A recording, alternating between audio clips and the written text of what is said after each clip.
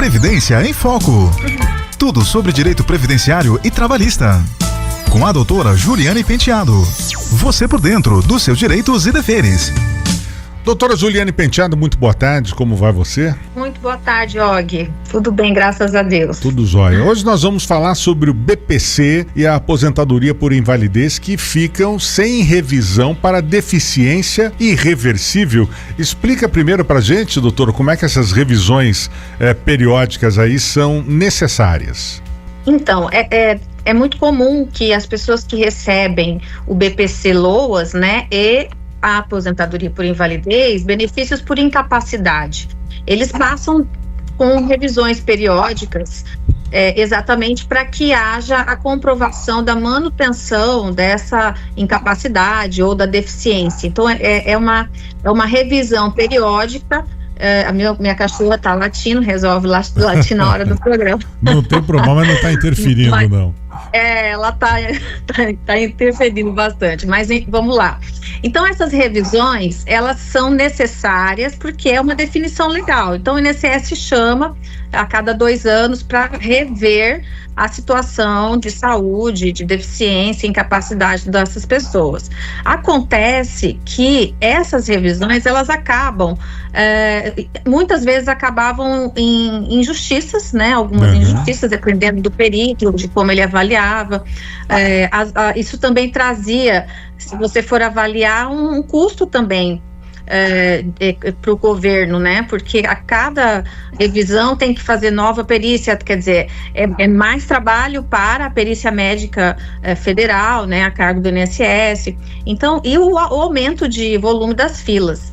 Então, essa lei agora que saiu essa semana passada, ela define que aquelas pessoas que tenham uma deficiência considerada permanente, aquelas deficiências irreversíveis, irrecuperáveis, elas não precisam mais passar por perícias médicas. Então, isso é um ganho para essas pessoas que não precisam, assim, até porque a gente sabe que tem algumas situações que são, de fato, irreversíveis. Sim. Então, não há razão pela qual essas pessoas ficarem ainda sendo submetidas a perícias, né, periódicas. Então, essa nova legislação que foi sancionada pelo presidente, ela permite que, alterando esses pontos, que essas pessoas, então, não precisem mais passar por essas perícias permanentes. Então, as pessoas que têm algumas dessas doenças, muitas que já estão, inclusive, incluídas na lista, né?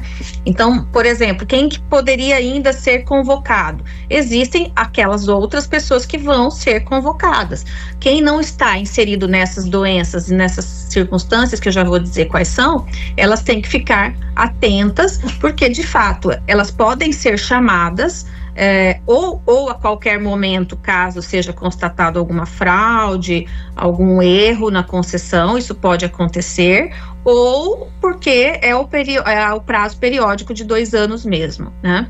Então, essas pessoas que têm benefícios por incapacidade, como aposentadoria por invalidez e BPC LOAS, elas não podem desfazer dos seus documentos médicos, elas precisam estar com sua documentação em dia, do seu acompanhamento médico, seja pelo SUS ou seja pelo médico particular, ela precisa estar com essa documentação atual, porque o acompanhamento médico também mostra para o perito do INSS que, olha, a pessoa está fazendo o acompanhamento, mas ainda assim ela continua com essa incapacidade, com essa dificuldade de retorno ao trabalho. Então, demonstra que há, sim, um cuidado, mas que não tem, de fato, essa condição, né? Agora, doutora, quais são as doenças que estão incluídas aí na lista de dispensa, de quem não precisa passar, né, por isso?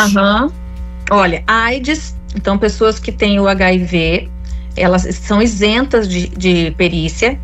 Pessoas que têm Alzheimer, Parkinson e a esclerose lateral amiotrófica, aquela doença chamada ELA, né? Ela é uma doença também irreversível e não tem cura também, assim como essas outras doenças. Essas pessoas não precisam se preocupar porque elas foram inseridas nesse rol de doenças que isentam dessa perícia de revisão. Além disso, também idosos com mais de 60 anos e que já recebem o benefício há mais de 15 anos e têm 55 anos de idade. Então, ou se a pessoa tem 60 anos de idade, além de 60 anos de idade, ou se ela já recebe há 15 anos o benefício e já está com mais de 55 anos, também ficam isentas. Então, essas duas circunstâncias já estavam na lei. Só para reprisar aqui, que também ficam isentas dessa revisão periódica. A senhora falou em AIDS, né? No caso aí das doenças que tem dispensa. Mas nesse caso, o infectologista, na perícia para AIDS, ele passa a ser uma exigência ou não? Isso também é uma outra novidade. Agora, para as perícias com pessoas com portadoras de HIV, elas deverão ter pelo menos um especialista em infectologia no exame. Então, com essa nova lei, esses laudos também precisam especificar se a incapacidade ela é irreversível. Então, isso é importante também para quem vai buscar benefícios nessa natureza agora, já passar a inserir, pedir para o médico colocar que é uma doença irreversível, que a incapacidade realmente está ligada a essa permanência e irreversibilidade.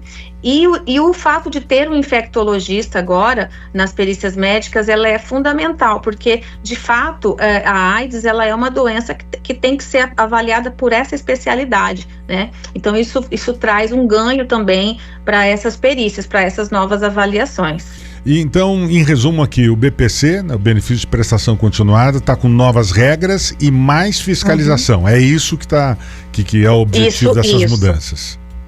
Ao mesmo tempo que a lei traz essas circunstâncias de benefício, prerrogativa, melhor dizendo, para esses benefícios, com relação às revisões, mas também teve uma coisa que não foi muito boa, da nossa opinião, que é agora o endurecimento do cálculo da regra do BPC. Passou a inserir o valor do Bolsa Família. Então, essa regra, ela passa a considerar o valor que a pessoa ganha de Bolsa Família no cômputo do cálculo da renda per capita para concessão do benefício, ou seja, aquele 1/4 do salário mínimo que soma o número de pessoas dentro da casa, com o Bolsa Família não era inserido, agora passa a ser na via administrativa. Agora, isso é discutível na via judicial, tá? Na via judicial já existe uma unificação de critérios com relação a isso, mas a gente sabe que isso pode trazer um atraso nessas concessões. Então, o que significa isso? Se a pessoa já tem na família um Bolsa Família, esse valor que antes não era considerado no cálculo de renda, ele passa a ser considerado.